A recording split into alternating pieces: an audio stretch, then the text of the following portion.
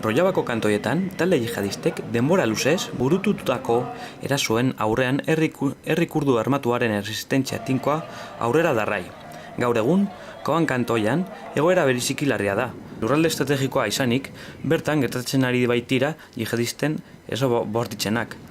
Bertako zenbait herrietako bizilagunen ebakuazioak Turkiako mugan krisi humanitarioa eragin du.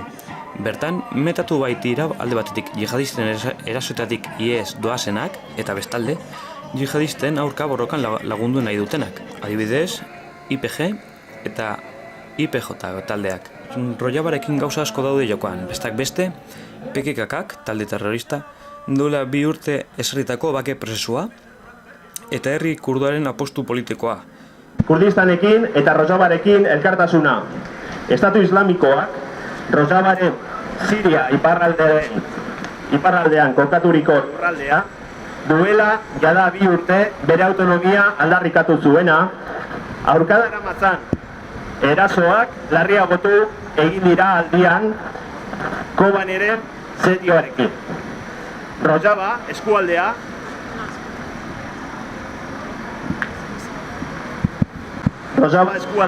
osatzen duten 3 kantoietako bat.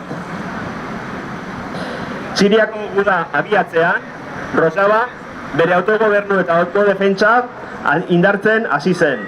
Bai eta bertako biztanleriaren babesa, erlijio, etnia edota beste diferentziari erreparatu gabe.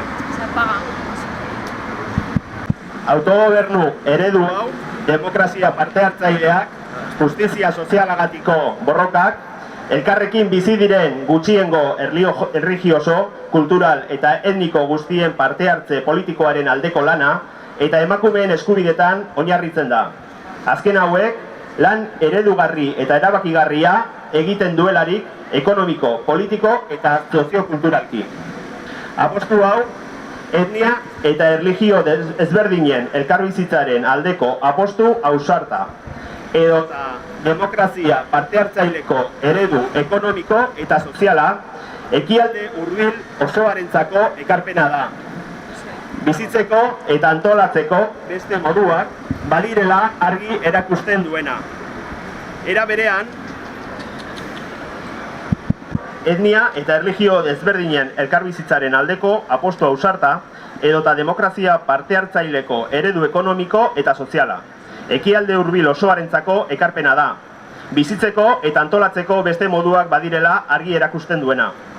Era berean, ordea, eredu honek argi egiten die aurre imperialismoak eskualdean dauzkan interesei. 100 urtetan zehar, elkarbizitzan egon diren lurraldeetan arazo eta gatazkak sortu eta elikatzeaz bizi den imperialismoaren interesei. Rojavaren eredua eskualdeko beste guneetara zabal liteke. Arriskuan jarriaz, Turkia, Ameriketako Estatu Batuak, Europako Batasuna, Israel, Katar, Arabiar Emirrei edo Arabia Saudiak dauzkaten interes imperialistak. Eta batez ere, hauek dira, hain zuzen, Estatu Islamikoa diruz antolakuntzaz babestu dutenak. Honen guztiarengatik, guk, herrialde eta potentzia imperialista hauen hipokresia eta moral faltsua argudiatzen ditugu. Haiek interesa eremuotako baliabide energetiko eta geoestrategikoak kontrolatzea delako. Inondik ez, hala sinestarazi nahi diguten arren, bertako herrien babesa. Yezidien egoera salatu nahi dugu. Abuztu hasieran beste sarraski bat sufritu eta haien lurraldetatik kanporatuak izan baitziren. Egun, Turkiar kontrolpeko Kurdistanek hartu dutelarik babes. Baita, Kobaneko errefusiatuen egoera salatu nahi dugu ere. Nazioarteko erakundeen babesaren zai daudenak. Gobernu turkiarraren egoera salatzen dugu.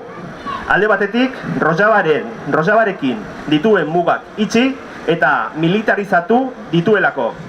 Armen bidez zapalduz eta ekidinez mugak gurutzatzeko edozein aukera.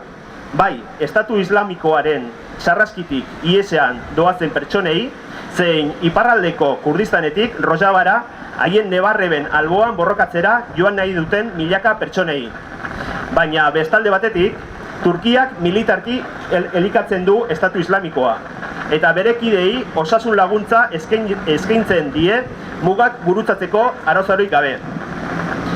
Rojavako herriaren borroka ausart heroikoa agurtu eta babesten dugu. Haien defentsarako indar herrikoiak, IPG eta IPJ, elkartasun bereziz gogoratuz, haien lurraldearen eta elkarbizitza demokratikoaren defentsan egiten dutenagatik. Herrikurdua osoarekin eta berezeki Rojavarekin gure elkartasun eta konpromezu osoa berriro ere agertu eta eskaintzen ditugu. Askatasunagatiko haien borrokan. Bizi Bergedana, Kurdistan! Bizi!